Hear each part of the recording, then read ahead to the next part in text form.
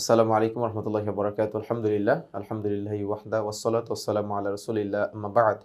আলহামদুলিল্লাহ। ইউনাইটেড টিভির পক্ষ থেকে আপনাদের সবাইকে জানাই আন্তরিক শুভেচ্ছা ও মোবারকবাদ। প্রিয় দর্শক, অনেকেই হজ করতে গিয়ে অসুস্থতার কথা বলে তারা আরাফার ময়দানে যায় না।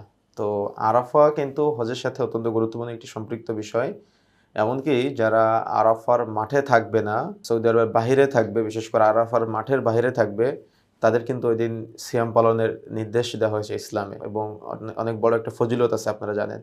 তো সেখানে উপস্থিত থেকে আপনি আরাফার মাঠে উপস্থিত হবেন না, আপনার হজ কিন্তু কবুলযোগ্য হবে না। অবশ্যই যারা হজে যাচ্ছেন বা হজের জন্য চিন্তা করেছেন, আগামীতে যাবেন ইনশাআল্লাহ, তাদেরকে অবশ্যই মনে রাখতে হবে বাধ্যতামূলক আরাফার ময়দানে উপস্থিত হওয়া। যদি আপনি আরাফার মাঠে উপস্থিত হওয়া থেকে বিরত থাকেন, তাহলে আপনার হজ সম্পাদন হবে না। পরবর্তীতে আবারও আপনাকে হজ পালন করতে হবে ইনশাআল্লাহ। এজন্য আরাফার মাঠে যাওয়া বাধ্যতামূলক। অবশ্যই হাজী সাহেবদের আরাফার মাঠে যেতে হবে। অনেকেই জানতে চান যে যদি না যায় তাহলে সমস্যা কি? আপনার হজ কবুলযোগ্য হবে না। পরবর্তীতে আবার নতুন করে হজ আপনাকে সম্পাদন করতে হবে। জাযাকুমুল্লাহ খাইর। আসসালামু আলাইকুম ওয়া রাহমাতুল্লাহি ওয়া বারাকাতুহু।